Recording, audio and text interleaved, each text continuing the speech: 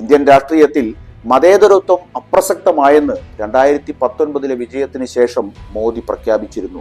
2019 May മാസത്തിൽ ഡൽഹിയിലെ BJP ആസ്ഥാനത്ത് നടന്ന വിജയാനന്തര പൊതുയോഗത്തെ അഭിസംബോധന ചെയ്തുകൊണ്ട് അന്ന് മോദി പറഞ്ഞത്, സഹോദരന്മാരെ, 30 വർഷമായി തുടർച്ചയായി നാട്ടിൽ നടക്കുന്ന നാടകമായ മതേതരത്വത്തെ ഗംഗയിൽ മുക്കുക. ആ വ്യാജ ടാഗിന്റെ പേര് സെക്യുലറിസം എന്നായിരുന്നു.